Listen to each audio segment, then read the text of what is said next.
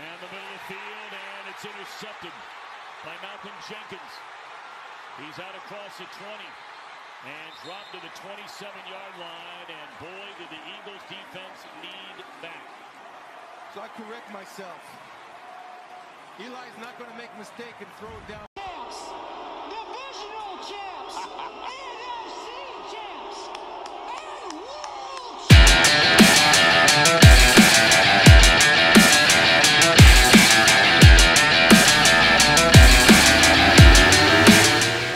Lord Brunson back at you with the back at you, and I am the best reporting on the Eagles. This is the keys to victory to defeating the Washington Redskins. I believe we will put up 30 points in this game. Just let me get that out the way right now. I believe the offense will get off to a strong start, which actually brings me to the first key. The first key, let's dive right into this, man. Let's get into the meat and potatoes of this. The first key is keeping Carson Wentz upright. If we keep Carson Wentz upright, he can absolutely have his way with that Redskins defense. Yeah, they got a nice pass rush, but it ain't nothing we've seen before. It ain't nothing we haven't seen before. I like the way the coaches on the defensive side of the ball and the offensive side of the ball decided to not make this a science project. I like that we simplified the game, we slowed the game down, and got back to playing fun football. Fun football.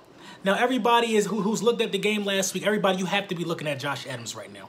The rest of our opponents moving forward.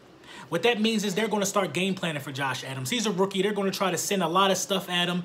But he's hard to game plan for, in my opinion. He's hard to game plan for, in my opinion. So let's get to the second key to victory. The second key to victory is actually stopping their run. Now, they've seen the success that Saquon Barkley had. They're going to try to use Adrian Peterson in that same fashion. I'm trying to tell you, these guys are looking at tape. They're looking at ways to win. They're going to try to use Adrian Peterson in that same fashion. So we got to stop Adrian Peterson. We can't let Adrian Peterson get a full head of steam. I'm talking about under 50 yards rushing for Adrian Peterson. Under 50 yards rushing for Adrian Peterson is something we must try to obtain. He's up there in age. He's no Saquon Barkley. He's had some good games this season, but the season is getting towards the end. Them old legs ain't going to hold up. We got to stop this guy. We got to stop this guy, and I believe that's something we can do with our pass rushers, especially with Timmy Jernigan back, who all season, I know it's the Giants, but Fletcher Cox got a lot of pressure. A lot of pressure. You got a game plan different when Jernigan and Cox is in there. You just got to do it. You got to do it. Michael Bennett is coming on strong, so I believe we will be able to stop the run. I believe we will be able to get a nice pass rush after Alex Smith. I'm sorry, not after Alex Smith, after Colt McCoy. The third key to victory is getting to Colt McCoy. When we get to Colt McCoy, even if he get rid of the ball, we got to put hits on him. We got to put hits on him all game. This is a must-win game. This is a must-win game. This is a must-win game. It's a division game. We don't got many of them left. It's a must-win game. We win this game. The Cowboys lose Thursday. You know what I said what can happen. You know what I said what can happen. I'm not saying we're going to run the table. I'm not saying we're going to repeat. But the division right there. The division right there. If we do those three things, keep Carson Wentz upright, stop their run, get to their quarterback, we could put up 30 points in this game. We could put up 30 points in this game. I'm trying to punt the ball under 3 times this game. I'm trying to punt the ball under 3 times this game. With the way that we moved the ball in the last game against the Giants, with the way that the offense was just structured, you know, almost 50% run, 50% pass. If we are methodical in our drives like that, if we are utilizing time of possession the way that we do as Philadelphia Eagles, we can get these guys out of here, man. We can get their defense tired. And I like the way the offensive line was able to finally, when you're running the ball, you're able to lean on the other guys. You're able to get after them and run upfield. When you calling all these pass plays like we were doing, we're backing up like this, getting into a pass protection stance. For the entire game, you think dude's not going to get tired?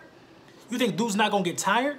Having the other guy put their weight on them for 80% of the carries? That's bad football. That's bad football. You see what happened when we were able to put our weight continuously on the New York Giants defensive line. Holes started to open up. Corey Clement with a nice burst through the middle on one of his runs. Josh Adams had that one run not get called back. He would have had a monstrous day. He would have had a monstrous day. Now, I want to give a huge shout out to Malcolm Jenkins.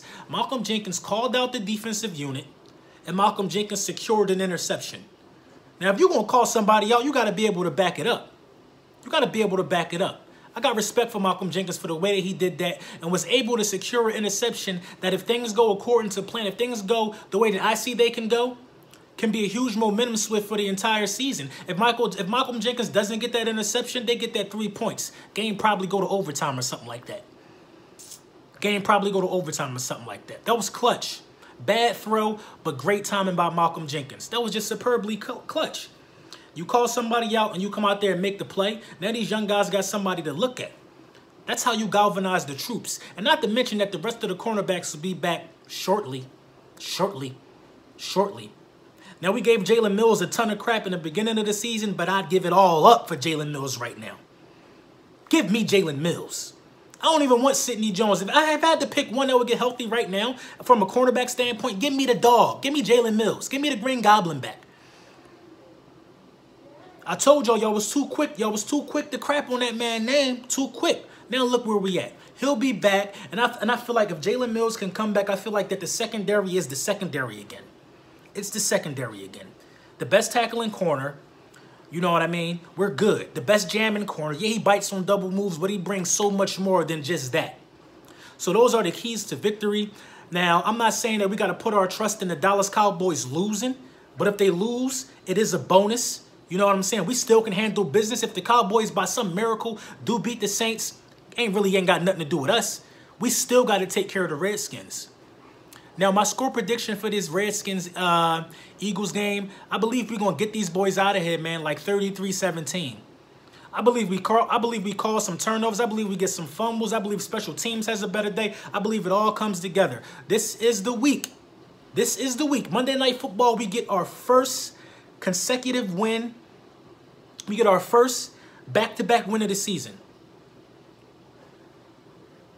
And I guarantee the Cowboys lose to the Saints.